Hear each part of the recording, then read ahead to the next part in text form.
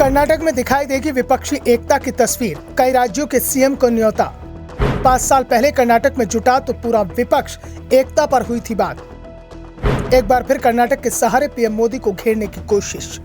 कर्नाटक विधानसभा चुनाव में कांग्रेस की शानदार जीत के बाद विपक्ष के हौसले बुलंद हैं। अब पार्टी 2024 की तैयारियों में जुट गई है। कर्नाटक के सहारे अब दिल्ली के ताज पर निशाना साधा जा रहा है। विपक्षी एकता की पहली झलक कर्नाटक में कांग्रेस की जीत में दिखाई दी। सभी विपक्षी दलों ने कांग्रेस की जीत को पूरे विपक्ष की जीत करार दिया। यहाँ तक कि कांग्रेस से दूरी बरतने वाली ममता बनर्जी, नवीन पटनायक और अखिलेश यादव जैसे नेताओं ने भी कांग्रेस की जीत पर खुशी जताई। वहीं कांग्रेस भी सरकार के गठन के वक्त सभी विपक्षी दलों को इकट्ठा कर 5 साल पुराना लम्हा दोहराना चाहती है। कांग्रेस पार्टी की कोशिश है कि शपथ ग्रहण समारोह में जिस तरह से 23 मई 2018 को कुमारस्वामी के शपथ ग्रहण समारोह में पूरा विपक्ष जमा हुआ था, ठीक उसी तरह से इस बार भी शपथ ग्रहण समारोह में सभी विपक्षी दल एक साथ एक मंच पर नजर आए। पार्टी ने इसकी संभावनाएं तलाशनी शुरू कर दी हैं।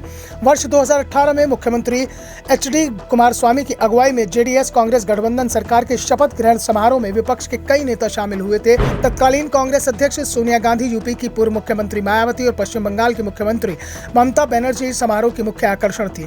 इन तीनों नेताओं ने एक दूसरे को गले लगाया और उत्साही भीड़ का हाथ हिलाकर अभिवादन किया था। कुमारस्वामी के शपथ ग्रहण समारोह में एनसीपी के शरद पवार, सीपीएम के सीताराम येचुरी, सपा के अखिलेश यादव, राजद के तेजस्वी यादव, सीपीआई के केडी राजा, रालोद के अजीत सिंह और आंध्र प्रदेश के वरिष्ठ नेता चंद्रबाबू नायडू सहित कई विपक्षी दलों के नेता मौजूद थे।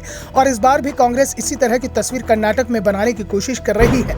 कर्नाटक में इस बार कांग्रेस को बड़ी जीत मिली है, जिसके बाद पार्टी की ओर से राज्य में सरकार के गठन की प्रक्रिया शुरू कर दी गई है। मुख्यमंत्री का नाम तय होने के बाद शपथ ग्रहण की तिथि और स्थान तय किया जाएगा। इसके बाद विपक्षी नेताओं से चर्चा कर उन्हें शपथ ग्रहण समारोह में आमंत्रित करने की प्रक्रिया शुरू की जाएगी। पार्टी ने शुरुआती स्तर पर तैयारियां शुरू कर दी हैं। मुख्यमंत्री और नए मंत्रियों के नाम पर बुधवार तक मुहर लग जाएगी। ऐसे में 18 मई को शपथ ग्रहण समारोह हो सकता है।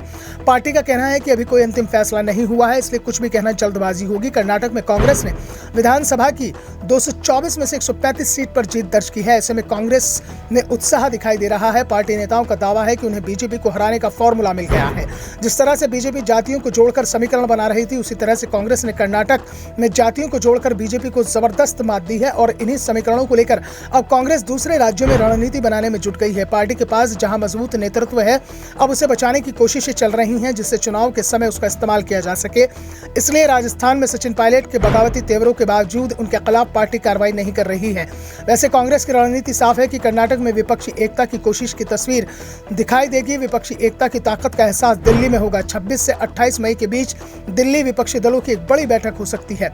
दरअसल 27 मई को दिल्ली में नीति आयोग की बैठक है, जिसमें सभी राज्यों के सीएम आएंगे और इसी दौरान विपक्ष की बैठक बुलाने की तैयारी भी शुरू हो गई है। कई विपक्षी दल अभी से कांग्रेस से दूरी बनाते दिखाई दे रहे हैं, इसलिए बैठक का न्योता नीतीश कुमार की ओर से दिया जाएगा। नीतीश कुमार बिहार के सीएम हैं और इस बार भी वो नीति आयोग की बैठक में शामिल होंगे। साफ है कि कर्नाटक विधानसभा में कांग्रेस की जीत ने विपक्ष को एक नए उत्साह से भर दिया है, तो बीजेपी पूरी तरह से बैकफुट पर दिखाई दे रही है। Bureau report, the Dhakad news.